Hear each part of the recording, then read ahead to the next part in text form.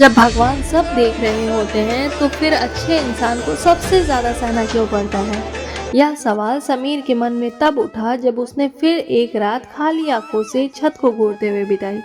समीर कोई बड़ा भक्त नहीं था, न रोज मंदिर जाना न लंबी पूजा, बस इतना करता था कि मुश्किल में श्री कृष्ण को याद कर लेता था। पिछले 2 सालों से उसकी जिंदगी जैसे रुक गई थी। नौकरी थी लेकिन संतोष नहीं, मेहनत थी लेकिन पहचान नहीं। और सबसे ज्यादा दर्द तब होता था जब उससे कम मेहनत करने वाले लोग आगे बढ़ जाते थे।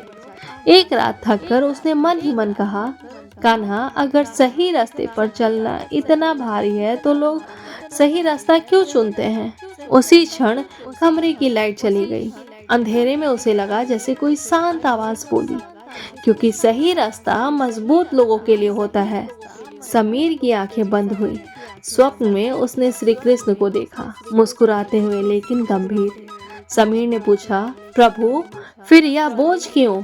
कृष्ण ने उत्तर दिया, क्योंकि मैं तुम्हें हल्का नहीं, स्थिर बनाना चाहता हूँ।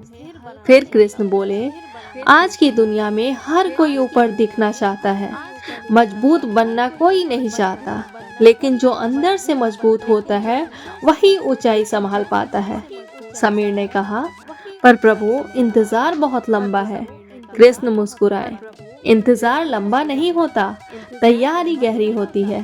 फिर कृष्ण ने एक ऐसी बात कही जो सीधे आज की जिंदगी पर लागू होती है।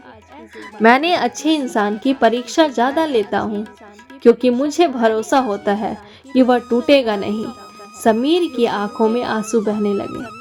कृष्ण बोले, तुम सोचते हो कि तुम अकेले हो, लेकिन जब तुम थक कर भी सही करते हो तो मैं सबसे ज्यादा पास होता हूँ। सुबह समीर उठा। हालत वही थी, न प्रमोशन न कोई चमत्कार, लेकिन अब उसके भीतर शिकायत नहीं थी। अब वह तुलना नहीं कर रहा था, वह अब बस अपने काम कर रहा था। दिन बीते, धीरे धीरे उसका आत्मविश्वास लौटा। एक दिन वही लोग जो उसे हल्के में लेते थे उसकी सलाह लेने लगे। समीर समझ गया, कृष्ण देर से देते हैं, लेकिन उस रूप में देते हैं जिसे इंसान संभाल सके। और आज यही संदेश आपके लिए है।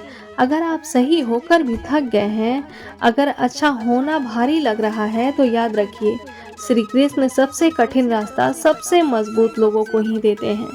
जय श्री कृष्ण।